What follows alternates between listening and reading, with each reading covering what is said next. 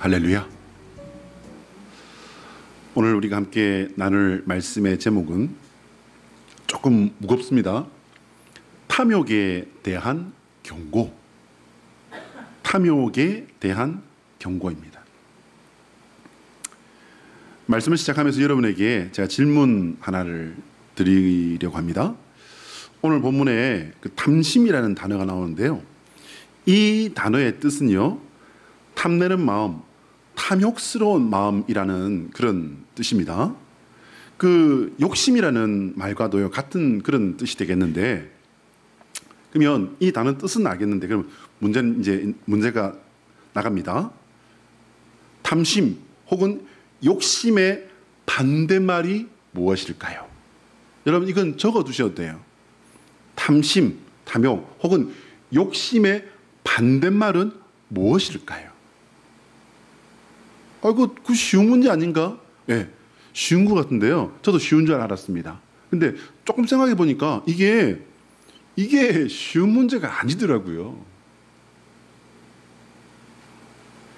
달라이 라마라고 하는 티베트의 유명한 그 불교 지도자, 이분은요, 탐심의 반대말, 탐욕의 반대말을 무욕심이라고 이렇게 말을 했다고 합니다.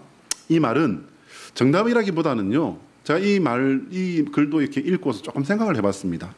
근데 정답이라고 하기보다는 불교적인 견해라고 이해하는 게 사실은 어쩌면 더 맞을 것 같아요.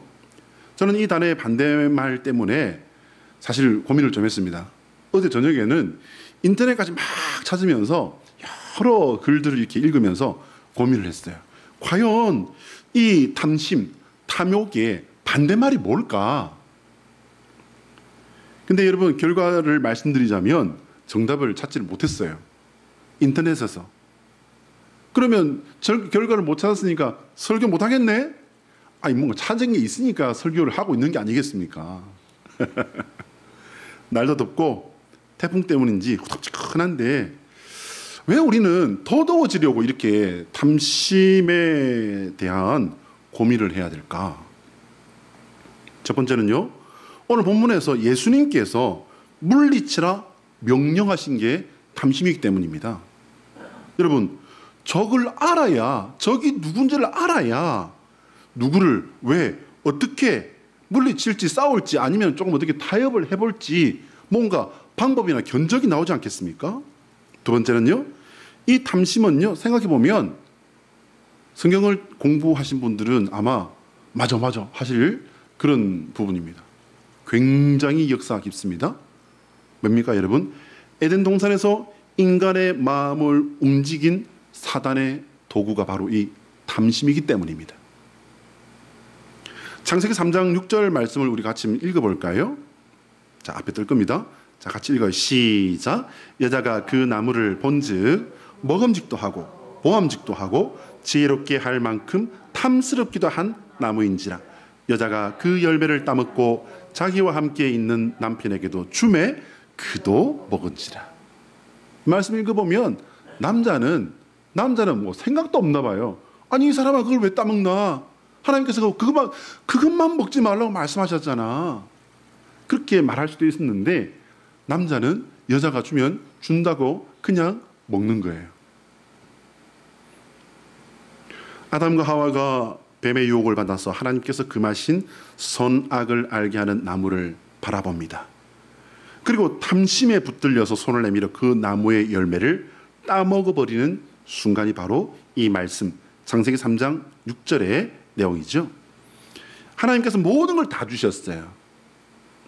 그 땅, 그 세상을 다스리는 실제적인 그들은 왕이었습니다.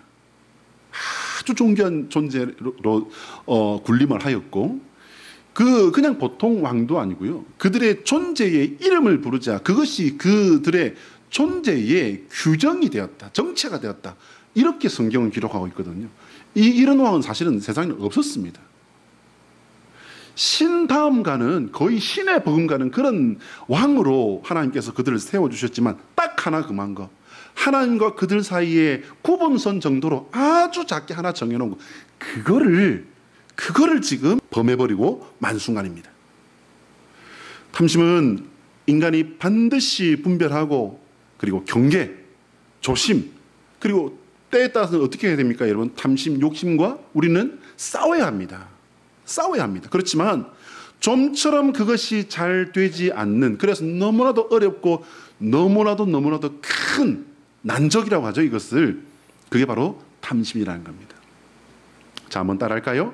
하나님의 소원은 우리가 예수 그리스도 안에서 탐심을 물리치는 성도가 되는 것이다. 자, 시작. 하나님의 소원은 우리가 예수 그리스도 안에서 탐심을 물리치는 성도가 되는 것이다. 할렐루야.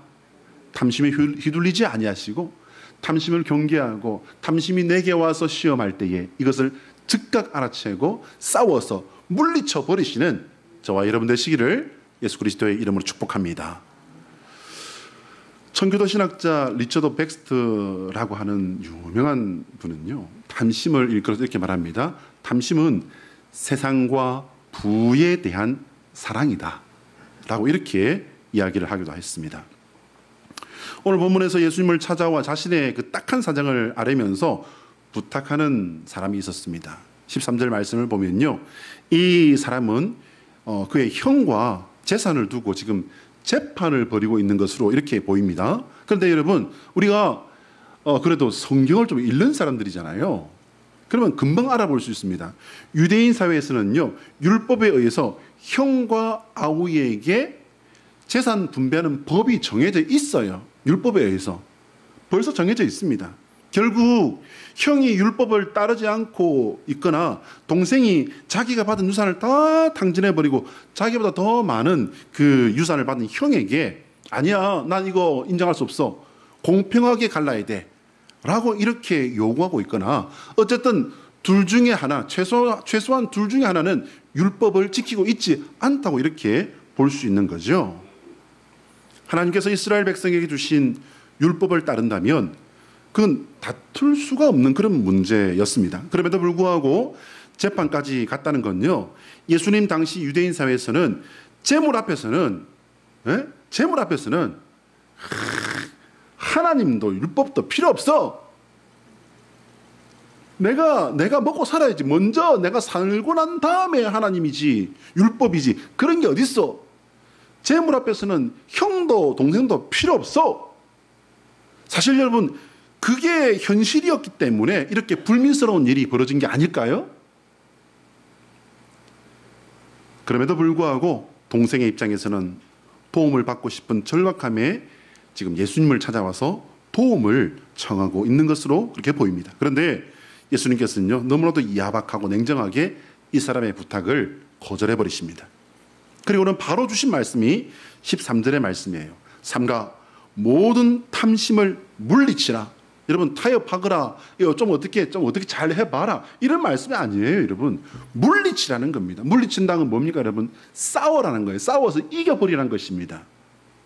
사람의 생명이 그 소유에 넉넉한데 있지 아니하니라. 아멘이십니까?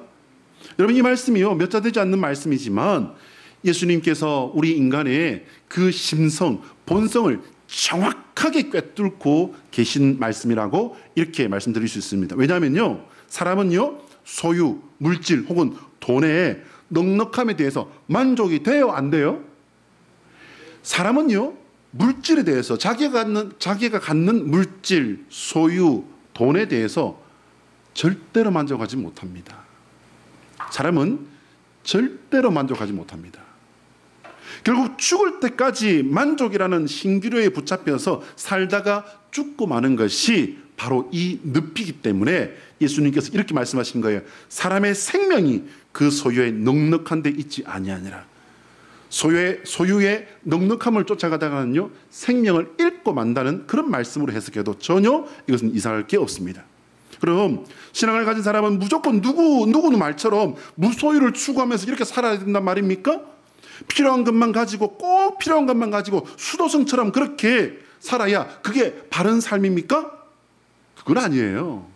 심지어는요, 무소유, 무소유의 법칙 이런 거 말하던 그 아주 잘생기고 학력도 굉장한 학력을 가진 젊은 그 스님이 무소유 이야기하다가 알고 보니까 이분이 어떤 거였어요, 여러분? 무소유였어요? 무소유가 아니라 풀소유. 이런 풀소유가 뭡니까? 아주 그냥 잔뜩 가지고 있었다는 걸 풀소유라고 그러죠. 무소유가 아닌 풀소유였던 사실이 이렇게 세상이 밝혀지면서 큰 망신을 샀던 그런 일이 있었습니다.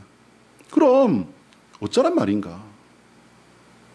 아마 이런 난감함을 지금 예수님의 말씀을 듣고 있는 제자들도 이 상황에서 느끼고 있었을 것이라고 이렇게 생각이 되어집니다. 그래서 예수님은 제자들에게 어리석은 부자의 비유를 말씀해 주십니다.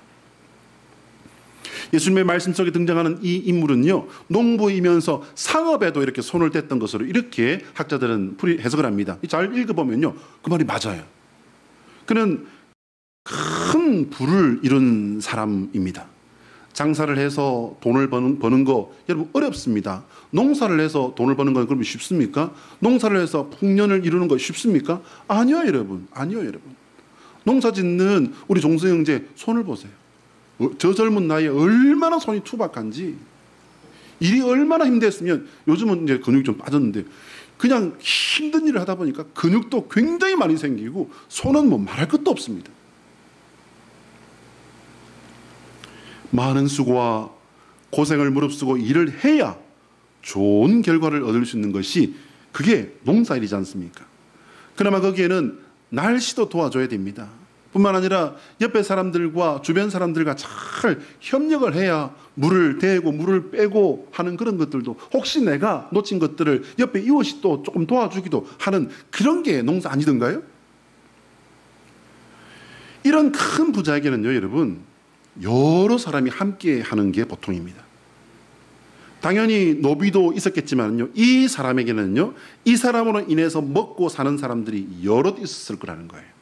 농사지음으로 말미암아 이 농작물을 유통하고 나누고 이렇게 같이 쓰고 사고 파는 그런 일을 했을 거고요. 그리고 상인으로서 활동을 하면서 아주 먼 데 있는 사람과도 왕래를 하고, 그리고 그 사람과 왕래하기 위해서 도움을 받는 많은 사람들이 있었을 거라 그 말씀인 겁니다. 그렇다면 이 사람은요, 평범한 사람들보다 세상에 더 많고 더 큰 공헌을 했다, 이렇게 우리가 해석을 해도 무리가 없을 듯합니다. 이런 사람이 창고를 누리고 더 잘 먹고 더 잘 살게 되면 여러분 어떻게 되겠습니까?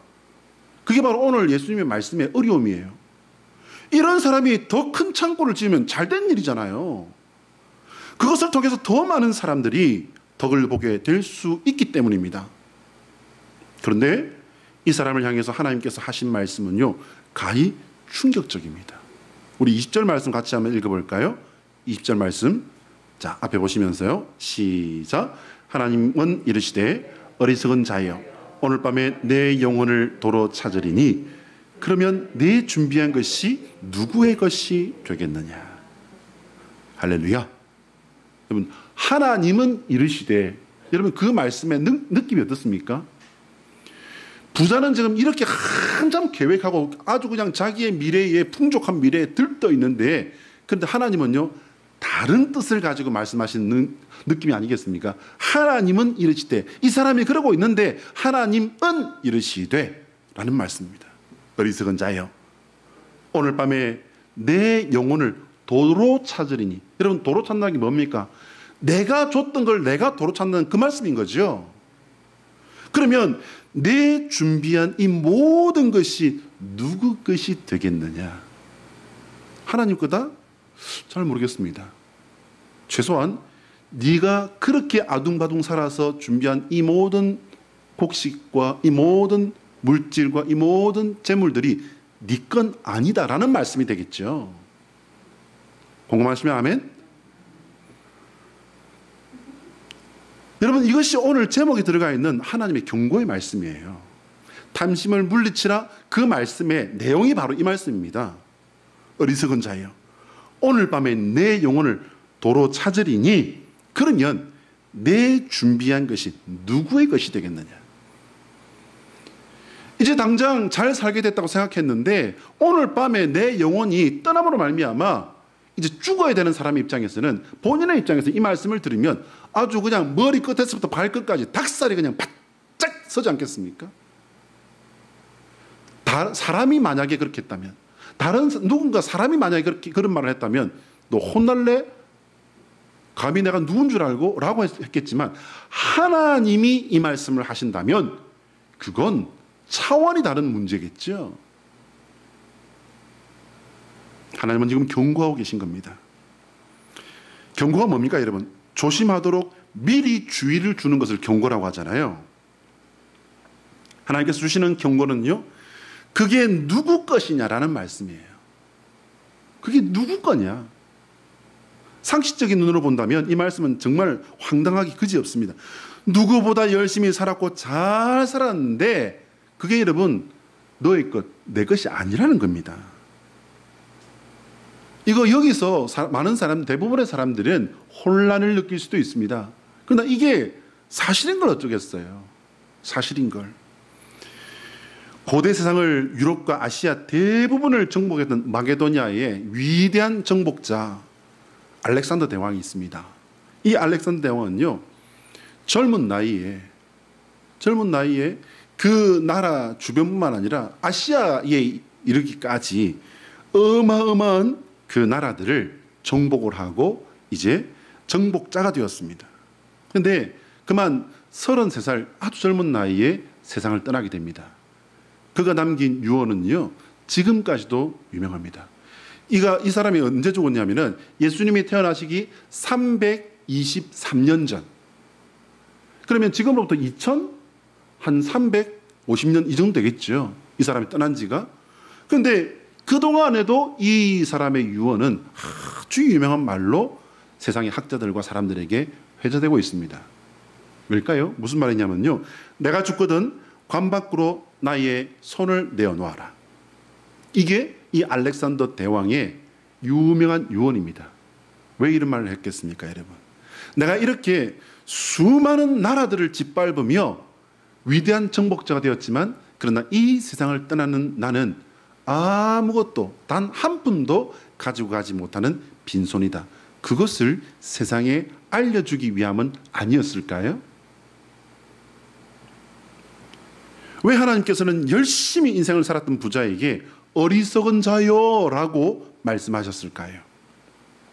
부자는 자신의 삶을 열심히는 살았지만요, 아무리 높이 쌓아도 아무것도 쌓은 것이 아닌 것을 쌓다가 만 것이기 때문에 하나님은 어리석은 자요라고 합니다.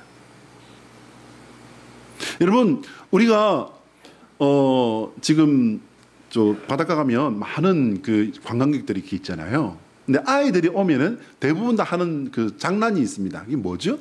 모래장난이에요. 이제 그 더위 속에서 어른들은 물에 들어가기도 하고 파라솔 밑에서 맛있는 시원한 걸 먹기도 하고 이러는데 아이들은 더운 줄도 모르나 봐. 그 옆에서 막 모래장난을 해요.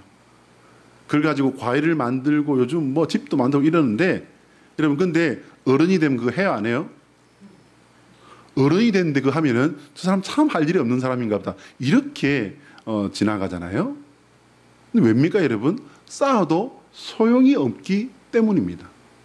근데 여러분, 쌓는 종류만 바뀌었을 뿐이지, 조금 더 수준 있고 차원 있는 것으로 바뀌었을 뿐이지, 사실 사람은 모두가 다 뭘 쌓다가 만다는 거예요? 쌓아지지 않는 모래를 쌓다가 마는 존재에 불과하다는 겁니다.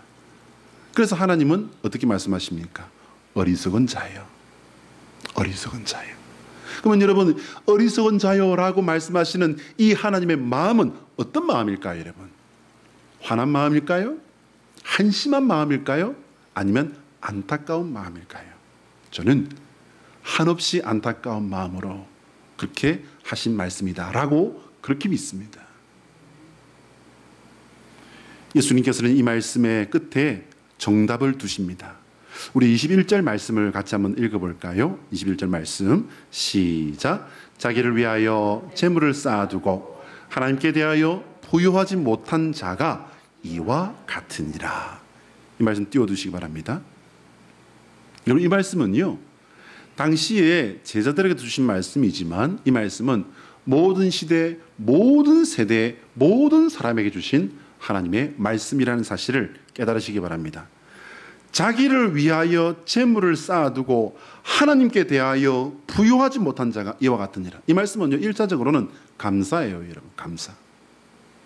이 사람은 분명히 유대 지방에 사는 사람이었습니다. 그런데 자기가 이룬 이 삶에 대해서 여러분 빠진 게 하나 있죠. 자기의 이때까지 성실히 살아왔던 삶의 모든 내용들이 담겨 있고, 지금의 만족이 있고, 그리고 앞으로의 아주 넉넉한 미래에 대한 그런 믿음까지 있습니다. 그런데 이 모든 것들이 다 됐음에도 불구하고 이 모든 것들을 주신 이가 누구라는 거예요? 자기라는 겁니다. 하나님에 대한 감사가 없잖아요. 자기 만족에 머물러 있는 사람이지, 이 사람은 하나님께 대한 감사가 없는 사람이에요. 그러니 하나님께 대한 감사가 부요하다, 빈핍하다, 빈핍하다. 하나님께 대한 감사가 빠져있는 사람인 겁니다. 그래서 예수님께서 하신 말씀은 어리석은 자예요. 하나님께 이 모든 것으로 말미암아 감사했을 때 그것이 어디에 쌓인다는 겁니까? 그 감사는, 그 기쁨은, 그 은혜는 하늘에 쌓이는 줄로 믿으시기 바랍니다. 예수님의 이 말씀을, 지금 21절의 말씀을요, 자기를 위하여 재물을 쌓아두고 하나님께 대하여 부요하지 못한 자는 이와 같다라는 이 말씀을 가만히 보시면서 오늘 아까 제가 말씀을 시작하면서 드린 그 문제에 대한 성경적인 입장을 우리가 찾아볼 수가 있습니다. 탐욕에 대한 반대가 뭘까요? 라는 질문을 제가 드렸습니다. 탐욕에 대한 반대가 뭘까? 성경의 입장은 그겁니다. 하나님께 대하여 부요한 자가 되는 것. 하나님께 대하여 부요한 자가 되는 것이 탐욕의 반대라고 이렇게 성경은 우리에게 말씀하고 있는 것입니다. 사람들이 사실은요, 헛된 탐욕에 빠져 살아가는 것이면서도 자신은 아니라고 정당화하고 즐겨 사용하는 가면이 있어요. 이게 심리학적인 그 단어인데요. 가면을 쓰는 거예요. 자기도 몰라요. 자기가 가면을 썼다는 걸 몰라요. 이게 무슨 말이냐면요, 자신을 정당화하고 있기 때문에 그게 진짜인지 가짜인지를 모른다는 말씀을 지금 드리는 겁니다. 그게 뭐냐면요, 바로 놀라지 마세요 여러분, 열정입니다. 열정. 사람들은 열정과 탐욕을 구분하지 못합니다. 성도를 포함한 대부분의 사람들은요, 심지어 오늘날 수많은 목회자들까지도요, 탐욕과 열정을 냉정하게 구분하지 못해서 하나님 앞에 어리석은 자가 되고 만다는 겁니다. 하나님께 대하여 부요한 자가 되어야 되는데 그게 되지 않았단 말씀이에요. 이 또한 살짝 어려워 보입니다. 그래서 저는 성경에 등장하는 대표적인 열정의 신앙인 3명을 우리가 한번 나눠보려고 합니다. 첫 번째요, 아브라함이에요. 두 번째는요, 야곱입니다. 세 번째는요, 다윗이에요. 아브라함은 75세에 하나님 부름 받아서 광야로 나선 믿음의 조상입니다. 그는 어디로 가야 할지도 모른 채 가라는 말씀만 듣고 순종해서 무조건 출발한 사람입니다. 여러분, 이 세 사람의 공통점을 찾아내셔야 돼요. 그래야 오늘 말씀이 이게 정리가 되는 겁니다.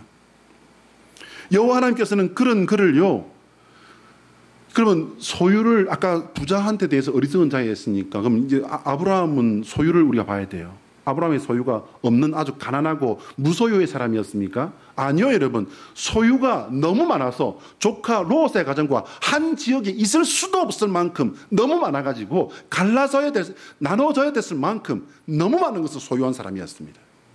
그런데 그가 하나님 앞에 어리석은 사람이라는 평가를 받았습니까? 아니요. 믿음의 조상이라고 하는 하나님의 영광스러운 사명을 받았습니다. 두 번째는 야곱이에요. 그는 형을 속여서 자신이 원하는 것을 빼앗고야만은 진짜 탐욕의 사람이 바로 이 야곱이라는 사람이잖아요. 그러나 그는 형을 피해서 외갓집으로 도망가던 도중에 베델에서 하나님을 만납니다. 그리고 거기서 하나님과 약속을 맺죠. 그게 이제 창세기 28장의 말씀인데요. 그는 그 이후에 너무나도 힘들고 굴곡진 삶을 살았지만, 그러나 말씀을 읽어보면요, 정말 성실하게 열심히 살았습니다. 그리고 이제 인생의 말미에 애굽 왕 앞에 서게 됩니다. 그는 놀라운 말을 합니다. 여호와 하나님의 이름을 앞세우고 믿음의 사람으로 변화된 신앙의 사람의 모습을 바로 그 앞에서 고백합니다. 그리고 이제 마지막, 그는 하나님의 이름으로, 하나님을 신뢰함으로 그 12 아들들을 축복하고 그것을 이룰 줄 믿고 눈을 감습니다. 그래서 저는 이 성경을 통틀어서 예수님 빼고요, 가장 저는 좋아하는 사람이 바로 이 야곱입니다. 소망 중에 제가 제일 좋아하는 사람이 바로 이 야곱이에요. 왜? 이 사람은요, 성화의 가장 모범적인 현실적인 인물이기 때문에 저는 이 야곱을 제일 좋아합니다. 마지막으로 열정의 인물 세 번째는 다윗이에요. 여러분, 그는 평범한 목동 소년이었습니다. 그런데 하나님께서 선지자 사무엘을 통해서 기름 부어 왕으로 세우십니다. 그는 10년 세월을 정말 자기가 짓지도 않은 억울한 죄에 쫓겨서 도망자로 그렇게 살아가면서도요, 하나님 원망 안 했습니다. 그렇게 살았을 때 하나님께서는요, 하나님께서 맡긴 그 사명, 그 나라를 든든히 세우는 그 사명, 그것을 가슴에 품고 그는 묵묵히 살아갑니다. 다윗의 모든 삶은요, 여호와 하나님 앞에 순종하며 살아가는 성실한 삶이었다고 저는 감히 이렇게 평가를 해보고 싶습니다. 그는 누구보다도 크고 정말 훌륭한 성전을 지을 수 있는 그런 능력을 가진 그런 왕이었습니다. 그런 성전을 지을 수 있었습니다. 그런데 하나님께 성전을 제가 짓겠습니다, 지어드리겠습니다 라고 했을 때 하나님 어떻게 말씀하셨습니까? 아니, 내가 어디 지어달라고 했니? 냉정하게 하나님은 거절하시지요. 그럼 어떻게 합니까? 아유, 하나님, 제가 해드리겠다니까요. 아, 저를 보세요. 이만큼 하나님 저를 축복하셨는데 제가 이 정도 못 해드리겠습니까? 그런데 어떻게 해요, 여러분? 하나님 멈추라 하시니까 그는 두말하지 않고 멈춥니다. 여호와 하나님께서 멈추라 하시니 모든 자신의 능력을 내려놓고 다윗은 멈추는 순종을 합니다. 결국 하나님 앞에서 인정받을 수 있는 열정의 가장 중요한 조건은요, 하나님의 부르심에 응답하고 순종하는 거예요. 그리고 주님께서 맡기신 사명을 위해서 변치 않는 마음으로 끝까지 달려가는 것, 이게 바로 하나님 앞에 인정받을 수 있는 열정, 바로 그것입니다. 오직 하나님의 영광을 위해 평생 순종하는 것, 이것이 믿음의 건강한 열정인 겁니다. 한번 따라할까요? 예수 그리스도의 십자가는 우리의 구원을 위한 하나님의 열정이다. 시작. 예수 그리스도의 십자가는 우리의 구원을 위한 하나님의 열정이다. 할렐루야. 예수님께서 열정이라는 가면을 쓰고 있는 그런 분이셨다면요, 예수님은 많은 사람들이 권유하고 요구하는 그때에 이미 왕의 자리에 올랐을 겁니다. 근데 왕이 되어주십시오라고 하는 사람들의 그 요구를 받고 예수님 어떻게 하셨습니까? 도망가셨어요, 여러분. 부끄러워서? 아닙니다. 당신이 하실 일은 세상에, 이 땅의 왕이 되는 그거 아니기 때문에. 예수님은 이미 왕의 왕이세요. 믿으십니까? 사람을 피하는 것이 아니라 더 많은 사람들을 불렀을 겁니다. 일어난 기적을 알리지 말라고 이렇게 단돌이 하시는 게 아니라 너 빨리 가서 말해라, 이렇게 말씀하셨을 거예요. 본 거를 빨리 가서 말하라고 이렇게 말씀하셨을 거라고요. 나는 누가 뭐래도 주님을 위해 열심과 충성을 다했는데 그것이 탐심이 되어버리는 것은요, 처음에는 분명히 하나님의 것이라고 했지만 나중에는 그게 내 것이 되어버린 줄도 모르고 죽기 살기로 하는 바로 그 사람을 하나님은 어리석은 사람이라고 말하는 겁니다. 그 사람이 바로 열정의 가면을 쓰고 있는 사람입니다. 늘 말씀드리지만요, 사람들은 이걸 모를 수도 있고요, 속을 수도 있습니다. 그렇지만 하나님은 결코 속지도 아니하시고 모르시는 일은 더더군다나 없습니다. 우리가 열정의 가면을 쓰고 내 것, 나의 만족을 위해 일하는 것을 하나님은 열정이 아닌 탐욕이라고 분명히 알아보시고 어리석은 자여라고 책망하신다는 겁니다. 나는 누가 뭐래도 주님을 위해 열심과 충성을 다했는데 그것이 탐심이 되어버리는 것은요, 분명히 하나님의 것으로 시작했지만 하나님이 아닌 내가 드러나기 시작했기 때문에 그렇게 되어버린 겁니다. 그것 또한 이미 왕의 자리에는 하나님이 아닌 내가 올라타 버렸기 때문에 일어나는 자연스러운 일입니다. 지난 주간에 우리가 읽었던 성경이 전부 그런 내용이었어요. 북왕국 이스라엘에 비해서 그래도 하나님 보시기에 선한 왕이 많았던 남왕국 유다의 왕들의 이야기가 그 내용이잖아요. 처음에는 신실했던 왕들이 넘어지는 것은요, 전부 그 열정의 가면들 때문입니다. 하나님을 앞세워 내가 높아지고 드러나고 있다면 이미 우리의 열정이 변질되어서 탐욕이 되어가고 있다는 사실을 여러분 놓치지 마시고 이것과 맞서 싸움으로 주님의 경고에 따라가시는 저와 여러분 되시기를 예수 그리스도의 이름으로 축복합니다. 기도하겠습니다.